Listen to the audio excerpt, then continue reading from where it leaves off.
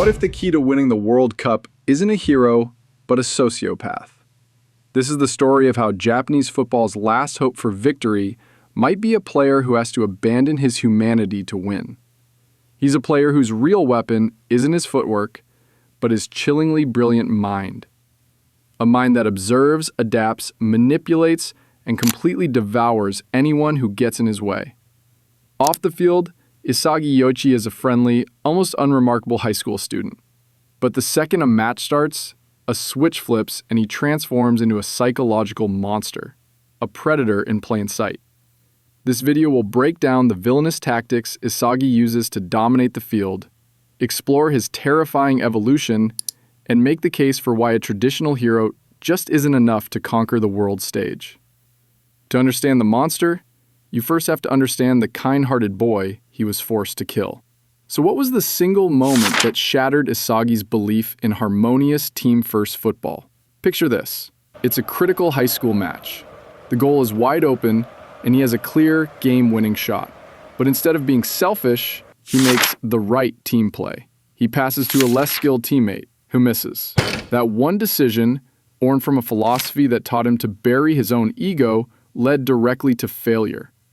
He carries this failure into Blue Lock, a high-tech facility that looks more like a futuristic prison, an institution designed with a single purpose, to forge the world's greatest egotist striker. Here, Isagi is a nobody, ranked 299th out of 300 players, still poisoned by the team-first mentality. But the man running Blue Lock, the unsettlingly intense ego Jinpachi, doesn't want good boys. He wants monsters obsessed with their own victory, telling Isagi that legends like Pele and Cristiano Ronaldo were unshakable egoists. This isn't just coaching, it's the key that unlocks a cage Isagi never knew he was in. The good boy had to die for the striker to be born. So Isagi knows he has to change. But how does a lifetime of selfless conditioning get undone? It starts with a simple, powerful realization. Winning feels good, but completely crushing your opponent feels even better. In his first do-or-die match inside Blue Lock, he scores the winning goal not through teamwork, but by taking advantage of a chaotic, desperate moment. As he looks down at the player he just beat, Nico, who's crying on the ground, Isagi expects to feel pity or remorse. Instead, he feels a jolt of pure, unadulterated satisfaction from destroying someone else's dream to fulfill his own. That is a spark that awakens the real Isagi. This newfound hunger leads him to buy into Blue Lock's core philosophy. Selfishness isn't just okay, it's mandatory.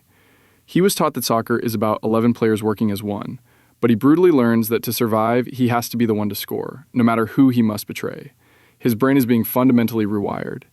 He isn't just playing football anymore, he's learning how to play the people. Isagi has embraced his own ego, but what happens when he faces a player whose ego is a force of nature? He soon meets his perfect test, Barou Shohei, the self-proclaimed king of the field, a player so powerful and arrogant he believes everyone else is a worthless peasant.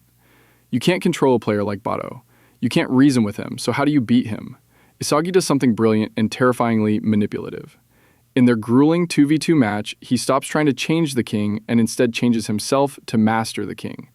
He morphs his entire playstyle to use Barou as bait, learning to read his every selfish move to predict where the ball will inevitably end up. He starts treating his own teammate like a mindless tool, a piece on a board to be positioned for his own glorious checkmate.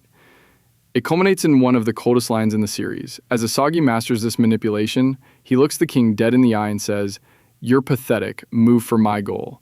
He's not just scoring, he's psychologically breaking Barou, twisting the proud king into his unknowing servant. Isagi is no longer just a player, he's a predator who devours you from the inside out. Isagi can devour a simple-minded ego like Barou's, but how can he possibly defeat a true genius, who is superior in almost every way? His rivalry with Rin, a player who views the game as an exercise in total annihilation, forces Isagi to level up from simple manipulation to full-blown psychological warfare. To beat a monster like Rin, he has to become an even more intelligent one. In their matches, Isagi is constantly a step behind, relentlessly pressured and forced to evolve in real time just to survive.